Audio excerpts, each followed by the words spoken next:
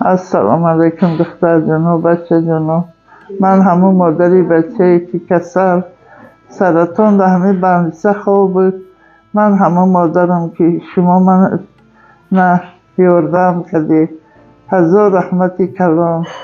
من میخواهم که شما بازم کم ترک به من دستگیری کنه که من همی بندیسه برم پوچه هم ورم کرده این خودم در میگه خوام پاهم دستان ورم کرده گه در کسال خودم در نظرم میتوه بچه ها میگن داغ فرزند بور بده داغ فرزند بده بچه ها التماس میکنم کم ترک دیگه یاردم میکنه که من میبرامدم در بالای سری بچه ها میگشتم.